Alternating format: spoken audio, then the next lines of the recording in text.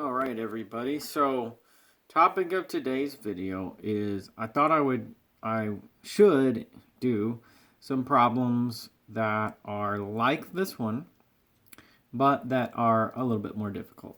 All right. So that's my goal. That's the overall agenda for the problems I'm going to show you in this video. As far as problems that are like this go, this is about as simple as they get. You know, you have two equations, two variables. You decide to cancel a variable. You do it by multiplying the equations by numbers and adding them together, and something cancels, and then you get an answer, and so on. All right, so that's the basic strategy behind these. But here you'll see a problem that's really like the one I just showed you at a glance just now. But it's more difficult. All right, there's a lot more to think about. Okay, so let's do this problem. It says, find the quadratic function y is equal to ax squared plus bx plus c, whose graph passes through the points. Now, I thought that I would give you a little bit of context for this one, if it would help you. It's kind of like this. You see, suppose that we have an equation, y is 2x squared minus 3x plus 1, and that equation has a graph, and that graph would be a parabola. And here's some sample points on it. There's lots of points on this graph, but it happens to be that in that equation, if you put negative 2 for x and you do the math, you get 15 for y, and so on. Now, just to give you context for what's the a, the b, and the c, and what's the x and the y, there's just letters everywhere. It doesn't really look like math when you've just got letters everywhere, but all we're saying is that A, B, and C are the numbers in the equation, and the x's and the y's are the points or the coordinates, all right? So here's like a bird's eye view of the situation. So in this problem, it's like I'm trying to find out what's A right there, okay? And then what's B?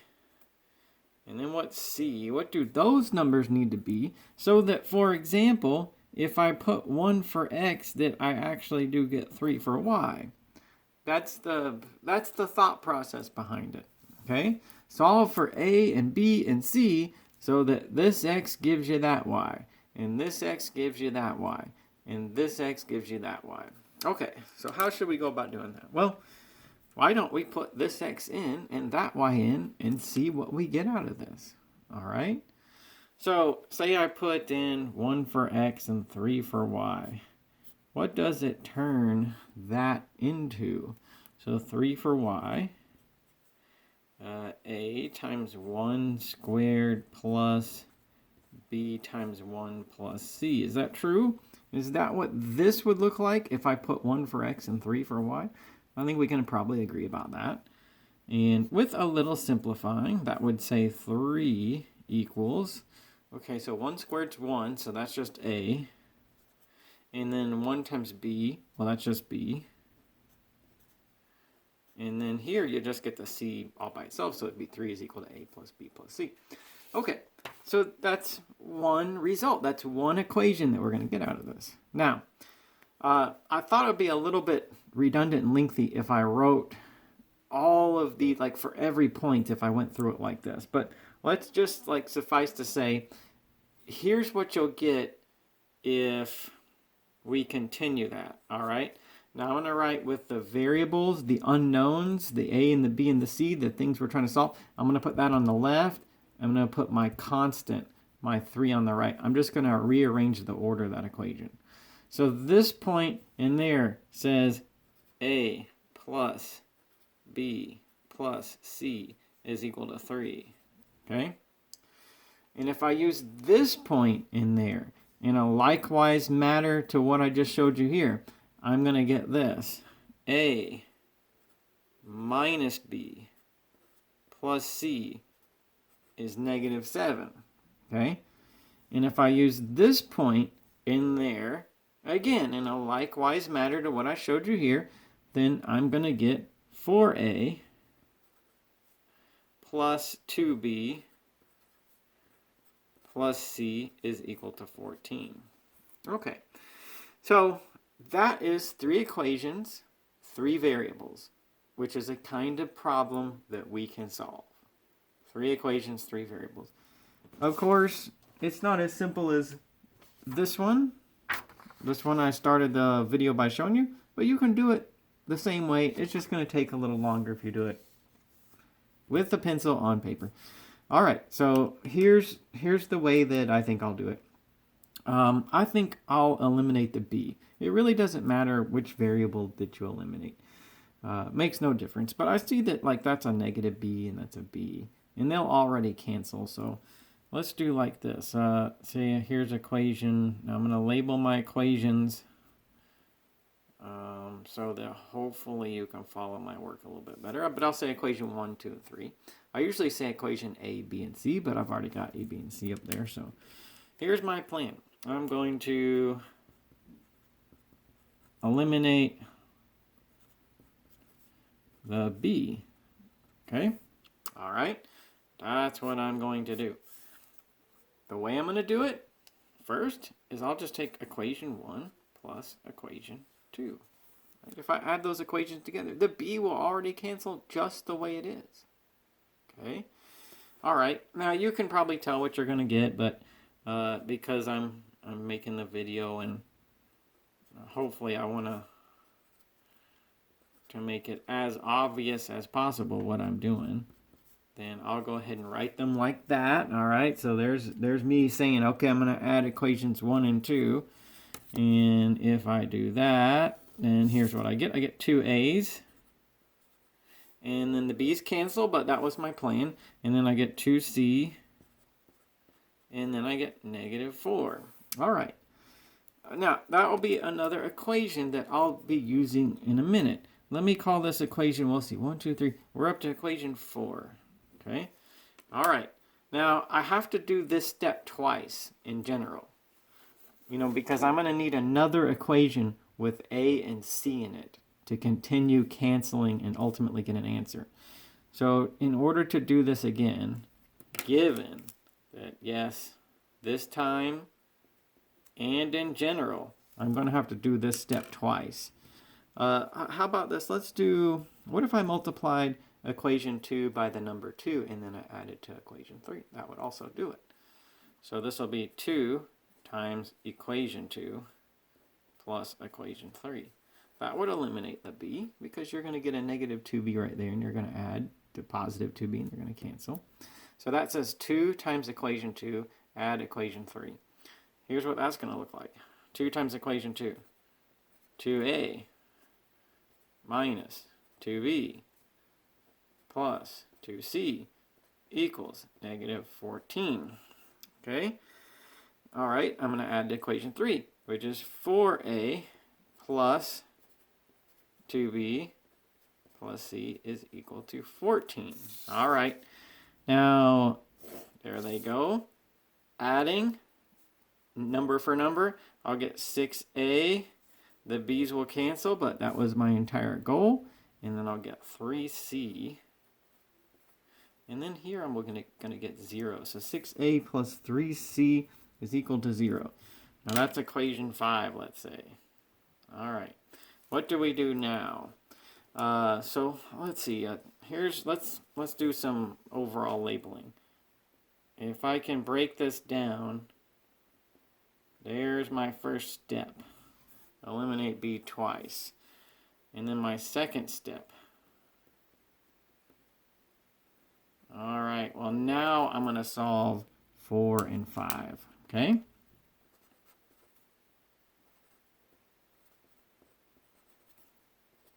Now I'll solve equation 4 and 5. Notice that they have the same variables in them. They both have a and c. You can use them against each other to cancel the a, solve for the c, or you can use them against each other to cancel the c and solve for the a. All right, those are the options that you have. So let's write them. You know, you might think it's still a little bit redundant, but I like to be organized if I can. So I'm going to go ahead and say, all right, there's equation 4. And there's equation 5. I'll go ahead and write them again, even if you think that that's kind of a silly thing to do, but there they are. Now look at that and say, well, how could you get something to cancel? Can you get the a to cancel somehow? Or can you get the c to cancel. Like, what are you going to do? Well, so between the a and the c, I think it'd be easier to cancel the a. Because if I could multiply, I mean, I know 2 and 6 doesn't cancel. But what if I multiplied 2 by 3? That'd be 6. What if I multiplied 2 by -3? That'd be -6. It would cancel. All right. So, okay, here's my plan with this one. I'm going to eliminate the a. And then here's how I'm going to do it. I'll do -3 times equation 4, and then I'll add equation 5. Okay, so let's see, what do you get? What does it look like if we take -3 times equation 4, add equation 5? -3 times equation 4, I'll get -6a minus 6b, and I'll get 12, and then I'll add equation 5, 6a plus 3c, and that will be 0. All right, so here we are. Adding those together, the a's cancel. That was my goal, right? That's what's supposed to happen. And here, oh, wait, I'm sorry, I meant to write C right there. Okay, the a's cancel. Among the c, I get -3c is 12. And if I divide both sides by -3, I get c is equal to -4. Okay, so that's like 1/3 of my answer. Why do I say 1/3? Well, I was looking for 3 things, A, B, and C. So far, I know the C.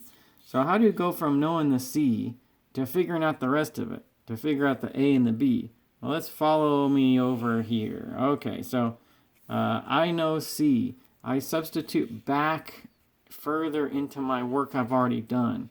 Like, if you know what C is, you know this number, and you know this one. That means you can find that one, or that one. You can substitute anywhere you want, okay? So, either of these is fair game. I think what I'll do is I'll use equation 4. So I'll say now, sub into equation 4. What is it going to look like if you put -4 for C in this equation? It says 2a plus 2 times -4 equals -4. Notice that when you do that, this unknown is the only thing left, and so therefore you can solve for it.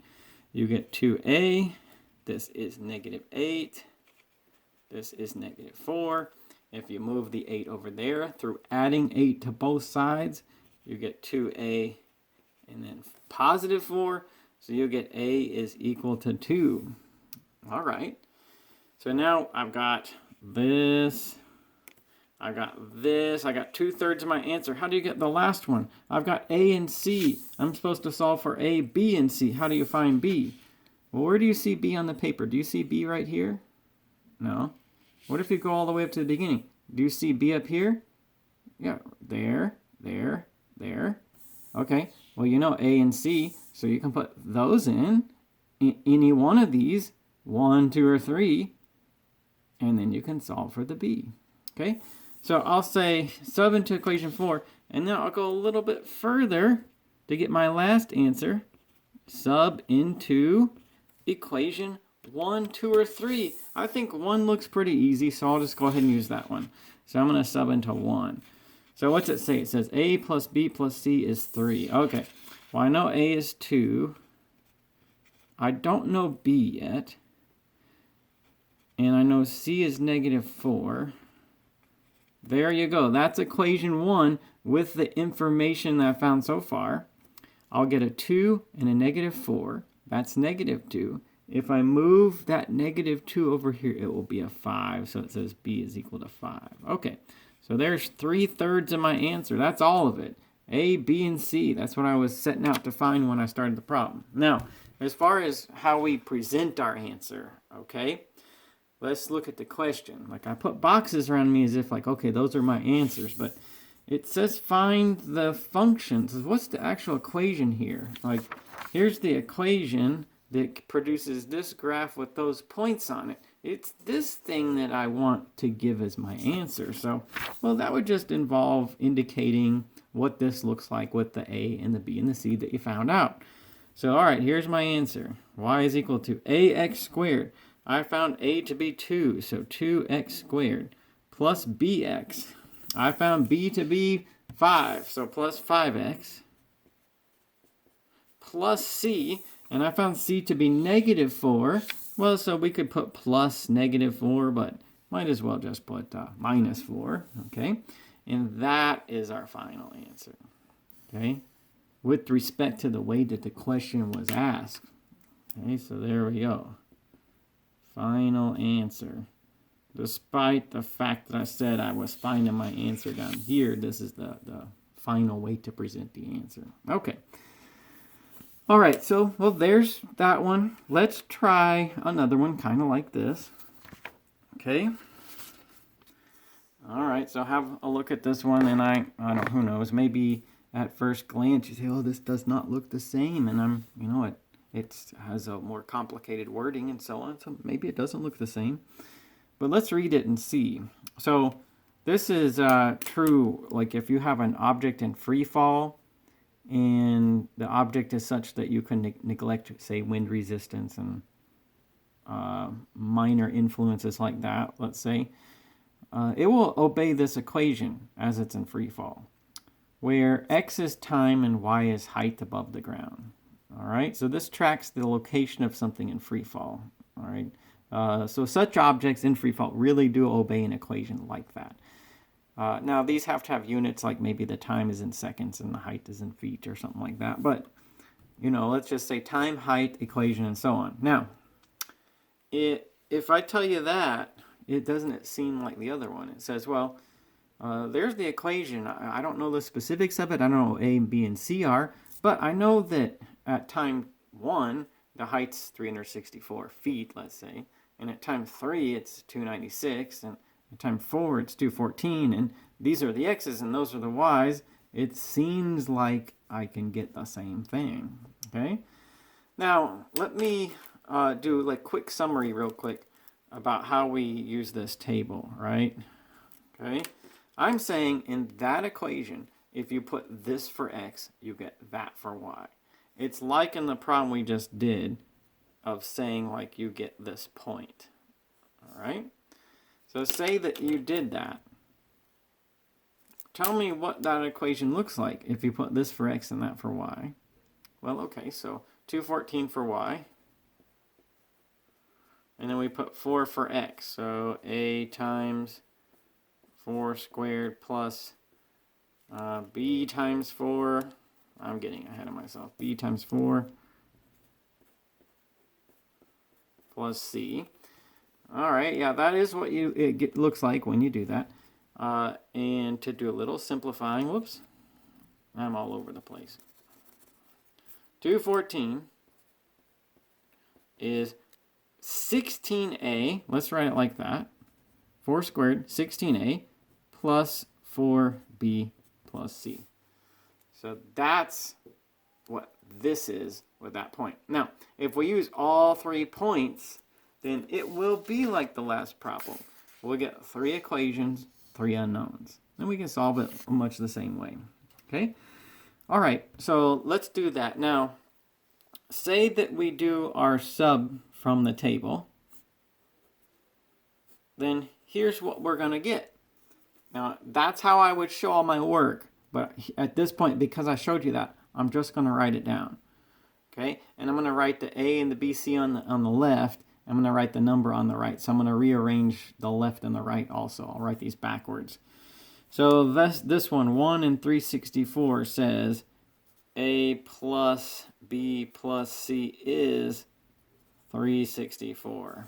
Okay? And if we use this one, 3 for x, 296 for y, that will be 9a plus 3b plus c is 296. Okay? And then if we use this last one, well, I showed you about the last one. So you'll get 16a plus 4b plus c is 214. So there's our problem that we solve. We're trying to solve for A and B and C. And then we'll know what the numbers are in that equation that tracks the location of this object in freeze-ball. Okay? All right, now so we have to decide, well, what are we going to eliminate out of this? Are we going to cancel the A or the B or the C? Well, I'm going to go for C this time. It doesn't really matter, but notice the C's are all 1s. Whereas with the A's and the B's, I got 9s and 3s and 16s. And so my goal will be, or my first step will be to eliminate C. Okay? And as with the last one, this is what I would say is step 1. All right, eliminate C. How am I going to do that? Oh, sorry, eliminate C. I'm going to have to do that twice. Okay? Well, I could do like this. I could say, what do you think about this? -1 times equation 1, and then plus equation 2. That would do it, right? Would the C cancel? Yeah, it would cancel. All right, so what's -1 times equation 1? Negative A minus B minus C minus 364. Multiply all terms on both sides by -1. Then add to that equation 2. 9A plus 3B plus C is equal to 296. Is C going to cancel? Yeah, it's going to cancel. That was the idea, but I've got, after all, negative C and positive C, so it will cancel. What do you get with the rest of it? So 9A and minus A. So let's see, 8A, 3B and minus B, so 2B. C cancels. 296 and 3, so -68. Okay. All right. So there's my result of that one. Now, I forgot. You probably knew this. Equation 1, equation 2, equation 3. All right, that's what -1 times equation 1 plus equation 2. All right, there we go. So let's say this will be equation 4 right there that we'll be using again in a minute. So what else with this one? Well, how about try something like this again to cancel C twice? I canceled it once, so I'll do, I don't know, what, -1 times equation 1 plus equation 3. That would also work. That would do it again, right? So, okay, say I do that. -1 times equation 1. That's going to be this again. So negative A minus B minus C is -364. And then I'll add equation 3. So 16A plus 4B plus C is 214. All right, is the C going to cancel? Yes, that was the idea, and it does. Negative C and C. For the rest of it, I get 15A plus 3B. And then I'll get -150. Okay. And that'll be equation 5. All right.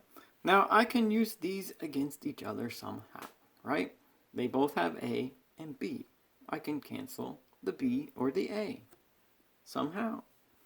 And if I cancel one of them, I solve for the other. It'd just be now for you to decide from these two, are you going to cancel the A or are you going to cancel the B, right?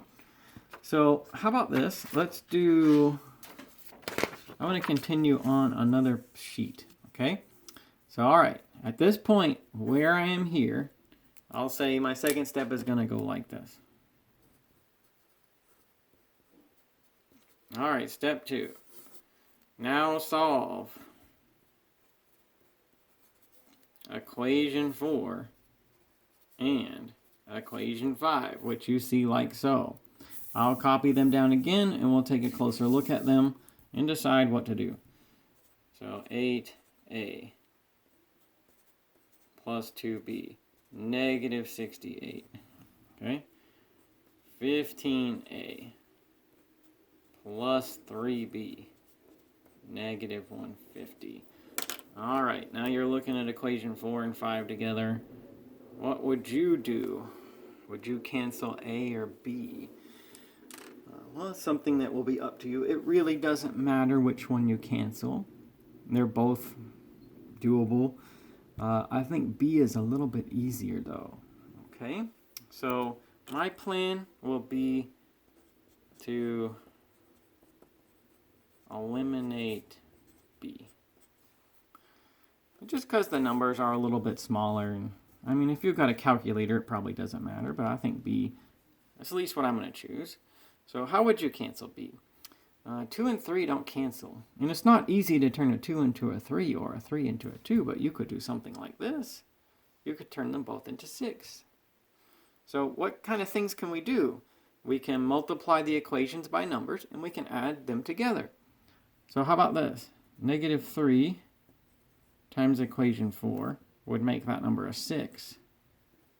Plus 2 times equation 5 would make that number a 6. We get negative 6 and 6. So let's do that. I think that's the way to go. All right, so if I do this, negative 3 times equation 4, that would be 24a, okay, minus 6b. All right. And then I'll get 204 over here. So negative 3, negative 24, negative 6, positive 204. Okay, so every term there multiplied by negative 3, this is what I get. And then 2 times equation 5, so I'll get 30a right there, plus 6b, and then 300 with a negative.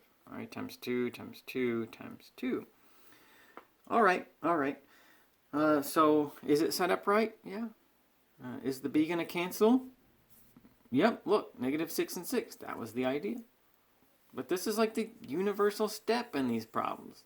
Decide what you want to cancel. Then decide what you need to multiply to make that happen. Multiply each equation, add them together, right? That's the one step, the one kind of step that every problem like this has in common, I think. Anyway, all right, so I'm going to get 6a over here.